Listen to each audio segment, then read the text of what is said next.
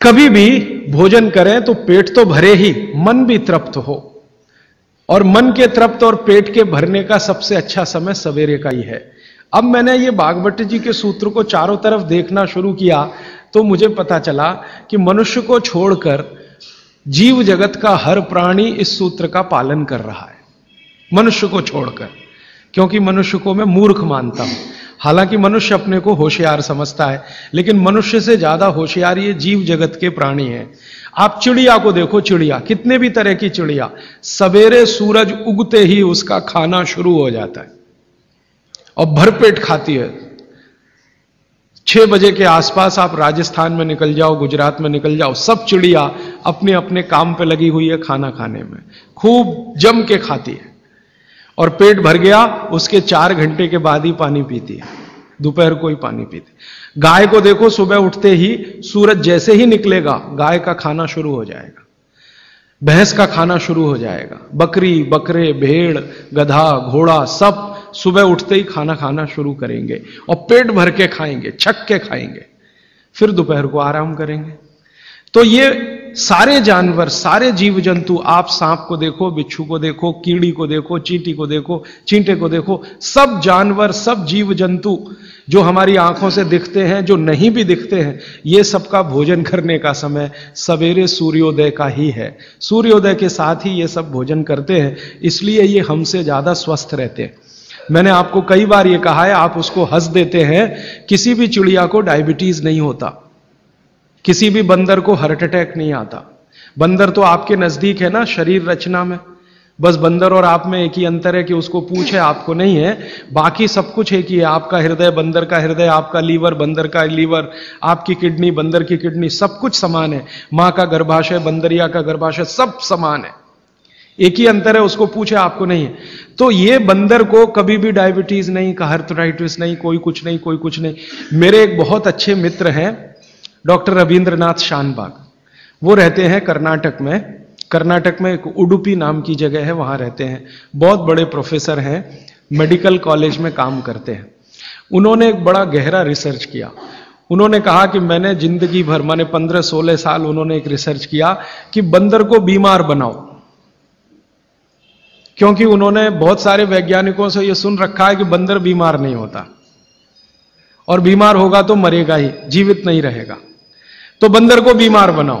तो उन्होंने तरह तरह के वायरस और बैक्टीरिया बंदर को डालना शुरू किया, कभी इंजेक्शन के माध्यम से, कभी किसी माध्यम से। वो कहते हैं कि मैं 15 साल असफल रहा, बंदर को कुछ नहीं हो सकता। और मैंने कहा कि आपने ये बता दिया कि ठीक है बंदर को कुछ नहीं हो सकता। वो कहते हैं कि मैंने बहुत कोशिश किया कि उसके ब्लड का कोलेस्ट्रॉल बढ़ा दूं, बढ़ता ही नहीं। तब उन्होंने एक दिन रहस्य की बात बताई, वो आपको भी मैं बता देता हूं कि बंदर का जो ब्लड है ना, उसका RH फैक्टर दुनिया में सबसे आदर्श है। और आपका RH फैक्टर जब नापता है ना कोई डॉक्टर, तो बंदर से ही कंपेयर करता है, वो बताता नहीं आपको, ये अलग बात है। कंपैरिजन बंदर से ही होता है। कारण उसका है कि उसको कोई बीमारी आ नहीं सकती, ब्लड में कोलेस्ट्रॉल बढ़ता नहीं, ट्राइग्लिसराइड कभी बढ़ता नहीं, डायबिटीज कभी होती नहीं, शुगर कितनी भी बाहर से इंट्रोड्यूस करो उसके ब्लड में टिकती नहीं। तो वो प्रोफेसर साहब कहते हैं यार ये सब एक ही चक्कर है कि बंदर सवेरे ही सवेरे भरपेट खाता है, जो आदमी नहीं खा पाता। तो वो प्रोफेसर रविंद्रनाथ शानबाग ने कुछ अपने मरीजों को कहा कि देखो भैया, बंदर की तरह से खाओ, माने सुबह सुबह भरपेट खाओ। तो उनके कई मरीज हैं जिन्होंने पर उन्होंने एक्सपेरिमेंट किया, और वो मरीज बताते हैं कि जब से उन्होंने सुबह भरपेट खाना शुरू किया, किसी की डायबिटीज माने शुगर कम हो गई, किसी का कोलेस्ट्रॉल कम हो गया, किसी के घुटने का दर्द कम हो गया, किसी के कमर का दर्द कम हो गया, किसी का कुछ, गैस बनना बंद हो गई, पेट में जलन होना बंद हो गई, नींद अच्छी आने लगी, वगैरह वगैरह सारे इंप्रूवमेंट वो बोलते हैं होते हैं। तब से वो चिल्ला चिल्ला कर कहते हैं, और ये बात भागवत जी 3500 साल पहले कहते हैं कि सुबह का खाना सबसे अच्छा, माने सबसे ज्यादा खाना है, सबसे अच्छा खाना है। जो भी स्वाद आपको लगता है वो सुबह ही खाइए। तो सुबह का खाना फिक्स करिए, समय तय करिए। तो समय मैंने आपको बता दिया, सूरज उगा और 2.5 घंटे तक, माने 9:30 बजे तक, ज्यादा से ज्यादा 10 बजे तक आपका भोजन हो जाना चाहिए। और यह भोजन तभी होगा जब आप नाश्ता बंद करेंगे। यह नाश्ता हिंदुस्तानी चीज नहीं है, यह अंग्रेजों की है। और आप जानते हैं ना हमारे यहां चक्कर क्या चल गया, नाश्ता थोड़ा कम करेंगे, लंच थोड़ा ज्यादा करेंगे, डिनर उससे भी ज्यादा करेंगे। सवा सत्यानाश, एकदम उल्टा। भागवत जी कहते हैं कि नाश्ता सबसे ज्यादा करो, लंच उससे कुछ कम करो, डिनर सबसे कम करो। हमारा बिल्कुल उल्टा चक्कर है, डिनर सबसे ज्यादा, लंच उससे कुछ और नाश्ता सबसे कम। ये अंग्रेज और अमरीकियों के लिए नाश्ता कम है। कारण पता है, वो लोग नाश्ता हल्का ही करें तो उनके लिए अच्छा है, हमारे लिए नाश्ता ज्यादा ही करना बहुत अच्छा है। कारण उसका एक ही है कि अंग्रेजों के देश में सूर्य नहीं निकलता, साल में 8-8 महीने तक सूरज के दर्शन नहीं होते। और ये जो जठर अग्नि है ना, ये सूरज के साथ सीधे संबंधित है। जैसे जैसे सूर्य तीव्र होगा अग्नि तीव्र होगी, जैसे जैसे सूर्य कम होगा अग्नि भी कम होगी। तो यूरोप और अमेरिका में सूरज निकलता नहीं, साल में 8-8 महीने बर्फ पड़ती है, -40 डिग्री सेंटीग्रेड तापमान होता है, तो वहां जब सूरज है नहीं तो जठर में अग्नि हो नहीं सकती, तो वो नाश्ता हैवी नहीं कर सकते, करेंगे तो उनको तकलीफ हो जाएगी। इसलिए मैंने सबसे पहले दिन जो सूत्र बोला था, अपनी आबो हवा, अपना पर्यावरण, अपना वातावरण, अपनी तासीर, इसको ध्यान में रखकर ही चलें। तो आपके देश की जो आबो हवा और तासीर है वो ये कि हर दिन सूरज निकलता है, सुबह निश्चित रूप से निकलता है, अगले दिन भी निकलेगा, करोड़ों साल से निकल रहा है, अगले करोड़ों साल तक निकलेगा। इसलिए भारत में every morning is good morning, सभी सुबह अच्छी है। यूरोप वाले तरसते हैं गुड मॉर्निंग के लिए, अच्छी सुबह होती नहीं वहां, इसलिए हर एक आदमी दूसरे को विश करता है, may I wish you to have a good morning, इसलिए वो गुड मॉर्निंग वाले लोग हैं। हमारे यहां तो every morning is good morning, तो हम गुड मॉर्निंग में क्यों फंसे हुए हैं? तो गुड मॉर्निंग से निकलिए, नमस्ते में आइए, नमस्कार में आइए, वड़क्कम में आइए। ये गुड मॉर्निंग आपके लिए काम की चीज नहीं है। और ये गुड मॉर्निंग जुड़ी हुई है आपके पेट से। जितनी अच्छी सुबह होगी, माने सूर्य जितना अच्छा होगा, उतनी तीव्र जठर अग्नि होगी, उतना ही अच्छा भोजन करिए। तो वो कहते हैं कि सुबह का खाना आप भरपेट खाइए, माने नाश्ते को लंच में बदल दीजिए, ठीक है, 9:30 बजे तक, 10 बजे तक ज्यादा से ज्यादा।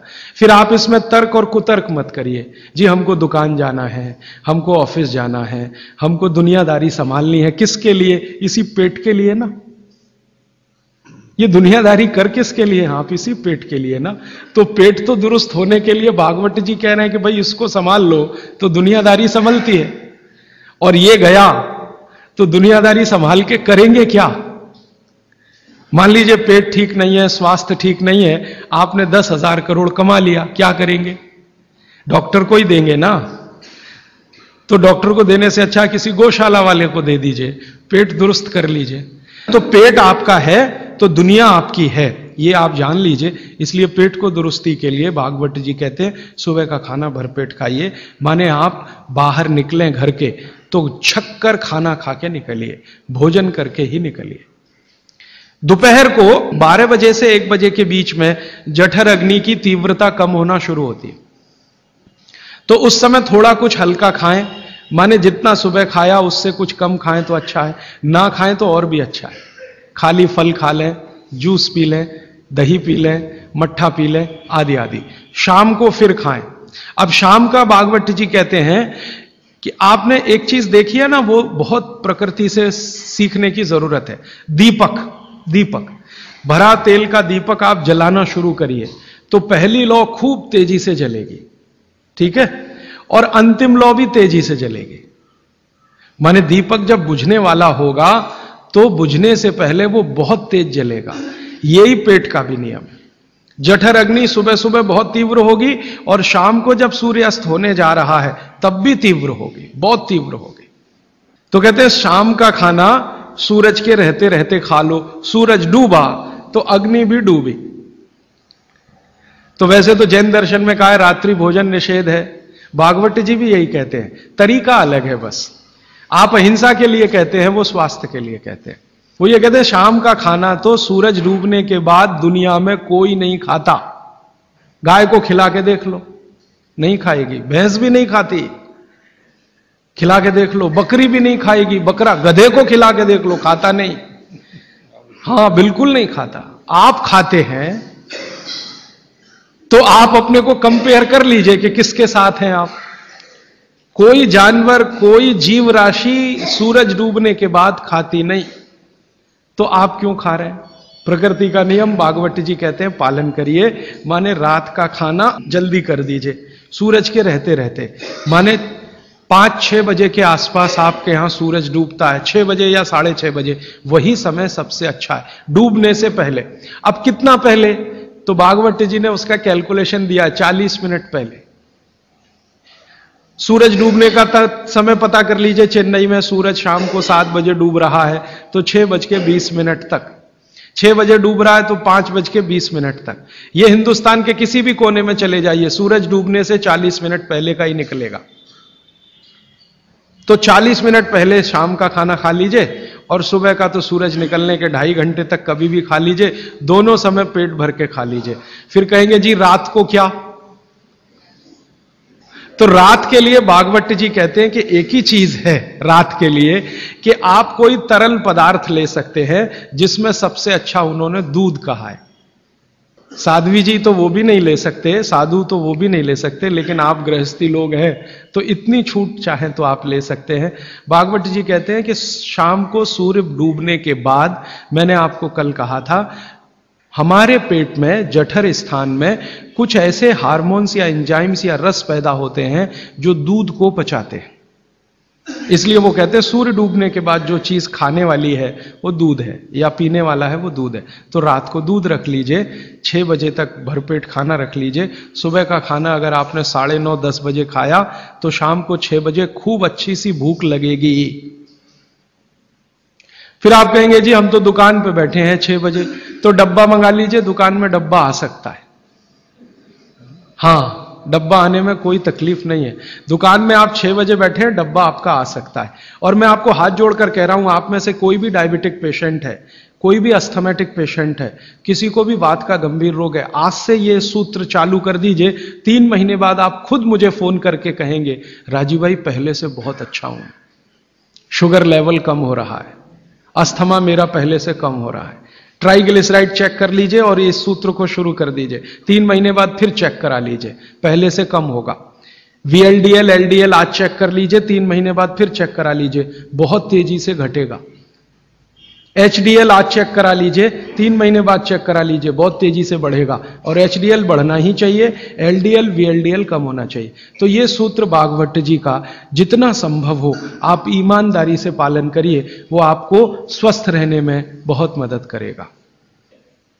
अब इसके आगे का एक सूत्र भागवत जी कहते हैं कि जब भी आप खाना खाएं तो हर समय ये बात का ध्यान रखें, हर समय, कि 2 ऐसी विरुद्ध वस्तुएं एक साथ ना खाएं जिनका गुण और स्वभाव एक दूसरे के विपरीत है। 2 विरुद्ध वस्तुएं एक साथ कभी भी ना खाएं, यह है सीधा सीधा सूत्र। अब आप कहेंगे हमें पता नहीं विरुद्ध वस्तुएं क्या हैं। मैं कुछ विरुद्ध वस्तुओं की सूची बता देता हूं। डिटेल सूची तो भागवत जी ने बताई है। 103 वस्तुएं हैं जो एक दूसरे के एकदम खिलाफ हैं। 103 वस्तुएं। जैसे सबसे पहली वस्तु उन्होंने बोली है प्याज और दूध, दोनों एक दूसरे के जानी दुश्मन हैं। दूध और प्याज साथ में खाया तो 20 बीमारियां आने ही वाली हैं। सबसे ज्यादा बीमारियां आएंगी त्वचा की।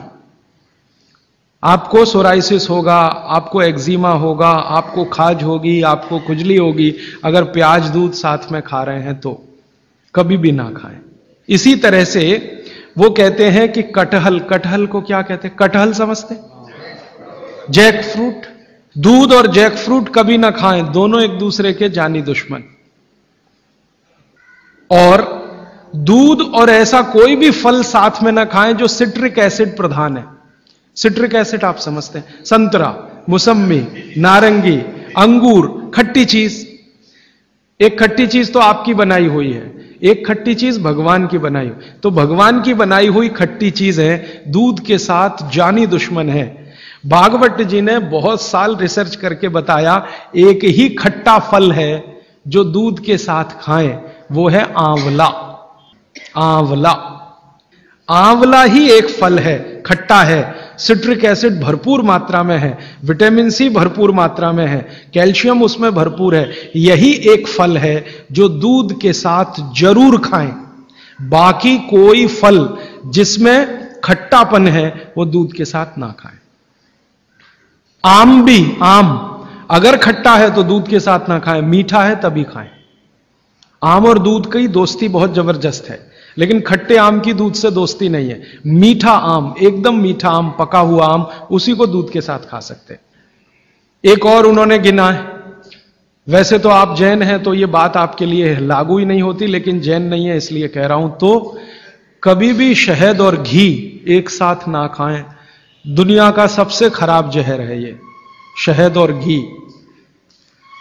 शहद घी साथ में ना खाएं, शहद खाना है तो घी ना खाएं, घी खाना है तो शहद ना खाएं। इसी तरह से उड़द की दाल और दही गलती से भी साथ में ना खाएं।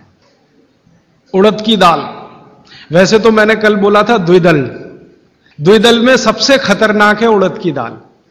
उड़द की दाल के बारे में जितनी भी रिसर्चेस भारत में हुई हैं वो ये कहती हैं कि ये दालों की राजा है, इसलिए ये अकेला ही खाएं, इसके साथ दही नहीं खा सकते। उड़द की दाल के साथ, दालों की राजा है, राजा अकेला ही रहता है ऐसा कहा जाता है। तो वो कहते हैं उड़द की दाल भरपूर खाएं, मना नहीं है, लेकिन अकेली खाएं। और बाकी जो दालें हैं, अरहर की दाल है, मूंग की दाल है, तो मैंने कल कहा था कि ये भी द्विदल में है, दही तो ना खाएं। लेकिन कोई मजबूरी में खाना है तो उपाय मैंने बताया था कि दही गर्म करके खाएं, माने दही में बघार लगा के खाएं ताकि तासीर गर्म हो जाए उसकी, या मट्ठा गर्म करके खाएं, तासीर उसकी गर्म हो जाए। लेकिन मेरी आपको विनम्र विनती है, उड़द की दाल के साथ तो बिल्कुल ना दही खाएं, ना मट्ठा खाएं, बघारा हुआ भी नहीं खाएं। भागवत जी कहते हैं कि चलेगा ही नहीं। मैंने इस पे मेरे अपने शरीर पे एक्सपेरिमेंट किया। मैंने एक दिन कहा कि चलो खा के देखते हैं। भागवत जी ने कहा ना खाएं, खा के देखें क्या होता है शरीर को। तो मैंने खाने से पहले मेरा ब्लड प्रेशर चेक किया, और उड़द की दाल खाने के बाद दही खाया और फिर ब्लड प्रेशर चेक किया, तो मेरा ब्लड प्रेशर 22 से 25% बढ़ा हुआ था। फिर मैंने सोचना शुरू किया कि रोज रोज अगर मैं ये खाने लगूं, उड़द की दाल और दही उड़द की दाल, तो 100% 6-8 महीने में हार्ट अटैक आ ही जाएगा। इसका मतलब माताओं बहनों से हाथ जोड़कर निवेदन है, दही बड़ा कभी भी नहीं, क्योंकि दही बड़ा में उड़द की दाल का बड़ा अगर है तो दही बिल्कुल नहीं। अगर आपको दही बड़ा खाना ही है तो मूंग की दाल का, मूंग की दाल का बड़ा है, दही बघार कर या मट्ठा बघार कर आप ले सकते हैं। उड़द की दाल का बड़ा अगर बनाया है तो दही के साथ तो गलती से भी नहीं। उड़द की दाल का बड़ा सीधे चटनी से खा सकते हैं, दही से नहीं। और अगर शादी ब्याह है आपके घर में तो मीनू बनाते समय ध्यान रखें कि मेहमानों को उड़द की दाल का बड़ा और दही ना परोसें, नहीं तो दोहरे पाप के भागीदार बने। आप अपना तो नाश करेंगे ही, आने वालों का भी नाश करेंगे। और अतिथि देवता है, उसको जहर ना खिलाएं। तो ऐसी एक सूची है, मैंने तो आपको 4-5 चीजें बताई हैं, विस्तार से आप पुस्तक में देख सकते हैं। वो सूची ये कहती है 103 वस्तुओं की, ये चीज इसके साथ ना खाएं, ये चीज इसके साथ ना खाएं। तो भागवत जी कहते हैं 2 विरोधी चीजें साथ में ना खाएं। और वो कहते हैं कि अगर आपने ये सूत्र धारण कर लिया तो जिंदगी भर आप निसंकोच बिना किसी रोग के जीवन बिता सकते हैं। तो आज का एक सूत्र मैंने बोला, फिर ये दूसरा सूत्र हुआ, अभी तीसरे सूत्र पे चलता हूं आज का। भागवत जी कहते हैं कि खाना आप जब भी खाएं तो उसको जमीन पर बैठकर ही खाएं, जमीन पर बैठकर खाएं। मैं जैसे बैठा हूं ना, इसको आयुर्वेद की भाषा में कहते हैं सुख आसन। ये आसन में खाना खाएं। क्यों खाएं जी, प्रश्न आएगा आपके मन में। तो भागवत जी समझाते हैं कि जब आप इस आसन में बैठते हैं, सुख आसन में, तो आपके शरीर का जो जठर है ना, ये जो है सबसे ज्यादा तीव्र है। और इस आसन में इसकी तीव्रता हमेशा मेंटेन रहती है। आप अभी कुर्सी पर बैठे हैं, इसमें तीव्रता घट जाती है, और खड़े हो जाएं तो बिल्कुल कम हो जाएगी। कारण क्या है? आप शरीर के बारे में थोड़ा जानते हैं ना, हमारे शरीर में कई चक्र हैं, कई चक्र हैं। एक चक्र जो है ना, ये जो पीछे है, जहां पर आपका हिप जॉइंट्स और आपका ये जो मन का होता है, जहां मिलते हैं, वो सबसे महत्वपूर्ण चक्र है। ये प्रदीप्त होता है तभी, मन दीप्त होता है जब आप इस स्थिति में बैठें, और इसका जठर पर सीधे असर है। और ये असर आप अगर महसूस करना चाहते हैं तो जमीन पे बैठ के ही खाएं। और वो ये कहते हैं कि भोजन की जो थाली है वो आप बैठें उससे थोड़ा ऊपर रहे, माने पट्टा रख के या स्टूल रख के थाली उस पर ऐसे बैठ के खाएं। भागवत जी ने और एक बात कही है कि सबसे अच्छा तो ये है सुखासन, जिसमें आप बैठकर खाना खाएं। वो कहते हैं और एक आसन है जिसमें आप खाना खा सकते हैं, बाकी किसी में भी नहीं। वो गाय का दूध जब निकालते हैं ना, कैसे बैठते हैं, बस उस स्थिति में भी आप खाना खा सकते हैं। उकड़ू गाय दूध निकालने का जो स्थिति है बैठने का, उस स्थिति में बैठ के आप खाना खा सकते हैं, लेकिन वो आपके लिए नहीं है। इसको ध्यान से सुन लीजिए, क्योंकि आगे उन्होंने एक वाक्य लिख दिया कि जो शरीर श्रम ज्यादा करते हैं, जो शरीर श्रम ज्यादा करते हैं, जैसे किसान, जैसे हमारे कारीगर मजदूर, उनके लिए उकड़ू बैठकर खाना खाना सबसे अच्छा। खाते भी हैं, माने वो चेले हैं सब भागवत के। और आप जो शरीर श्रम कम करते हैं, आपके लिए इस आसन में बैठकर खाना खाना अच्छा। अब आप आज से एक ऑब्जर्वेशन कर लीजिए कि जितने लोग इस बात से परेशान हैं कि उनका पेट आगे निकल आया है, वो इस आसन में बैठ के खाना खाना शुरू कर दें और 3 महीने के बाद फिर देखें तो उनका पेट पहले से कम ही होगा, आगे नहीं आएगा। और ये जो डाइनिंग टेबल पे बैठ के खाना खाएंगे, पेट आगे निकलता ही जाएगा, क्योंकि कुर्सी आपके लिए बनी नहीं है, ये अंग्रेजों के लिए बनी है। अंग्रेजों के लिए कुर्सी इसलिए बनी है कि ठंड बहुत है ना, तो जॉइंट्स कड़क रहते हैं उनके, सभी जॉइंट्स कड़क होंगे, कठोरता आएगी। आपके यहां गर्मी बहुत है तो आपके जॉइंट्स में फ्लेक्सिबिलिटी है, तो आप आसानी से जमीन पर बैठ सकते हैं। कोई अंग्रेज नहीं बैठ सकता जैसे मैं बैठा हूं, अमरीकी नहीं बैठ सकता, क्योंकि घुटने कड़क हैं, हिप जॉइंट्स कड़क हैं, बैठने में तकलीफ है। तो उन्होंने अपनी तकलीफ को कम करने के लिए कुर्सी का आविष्कार किया है। आधे तो बैठे, पूरे नहीं बैठ सकते, तो वो आपके लिए नहीं है कुर्सी, ये अंग्रेजों की देन है। तो मेरी आपको विनती है कि डाइनिंग टेबल पे खाना ना खाएं। तो आप कहेंगे जी ले लिया तो बहुत सारा कचरा भर रखा है आपने घर में, क्या करेंगे उसका?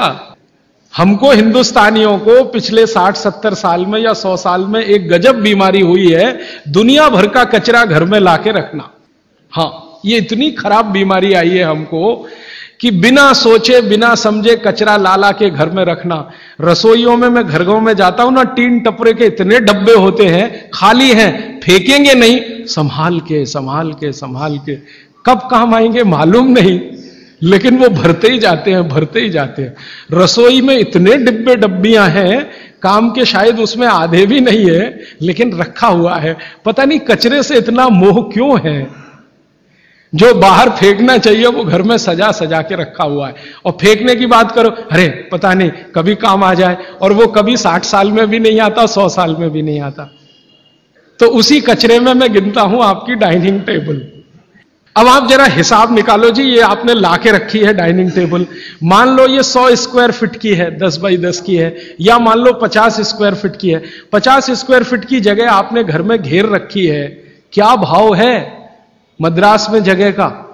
3000 रुपए स्क्वायर फीट, और 50 स्क्वायर फीट आपने घेर के रखा है। जरा जोड़ लो ना 3000 में 50 का गुणा करके, और रोज का हिसाब निकाल लो। तो एक तो खरीदा तब आपने पैसा बर्बाद कर दिया, अब इसको जगह को घेर के बर्बाद कर दिया आपने। तो अगर बन सके तो डाइनिंग टेबल निकाल दें, नहीं निकाल सकते तो कोने में रख दें। अब आखिरी बात, आप कहेंगे राजीव भाई कुछ तो ऐसी बात करो, ये डाइनिंग टेबल ले आए तो इसका कुछ तो उपयोग करो। तो अगर आप सच में ईमानदारी से डाइनिंग टेबल पे बैठ के ही खाना खाना चाहते हैं, तो कुर्सी पर ऐसे बैठ जाएं जैसे मैं बैठा हूं। डाइनिंग टेबल की कुर्सी है ना, मोह है आपको, उससे छूटता नहीं है। तो भागवत जी तो मना करते हैं। मैं उसमें एक सजेशन दे रहा हूं कि जैसे मैं आसन में बैठा हूं, कुर्सी पे भी ऐसे ही बैठ जाइए, आलती पालती मार के फिर खा लीजिए। लेकिन अच्छा तो नहीं है, लेकिन बीच का कोई रास्ता तो है। अब डाइनिंग टेबल निकले, इसमें तो समय लगेगा, क्योंकि मन से नहीं निकलती। शरीर से निकलना तो आसान होता है, मन से नहीं निकलता। पता नहीं कितने कितने पैसे जमा करके ये हम लाए थे, अब ये निकले कैसे। तो आप उसका अगर सच में उपयोग करना चाहते हैं तो डाइनिंग टेबल पे, कुर्सी पे ऐसे बैठ जाइए, आसन मार के, आलती पालती मार के फिर खा लीजिए। और नहीं है अगर डाइनिंग टेबल तो बहुत सुखी है, मत लाइए, मेरी तो विनती है, मत लाइए। उसकी जगह लाना है तो छोटे छोटे पटरे ले आइए, जो आपके रसोई में बैठ के आप खाएं तो बहुत अच्छा है।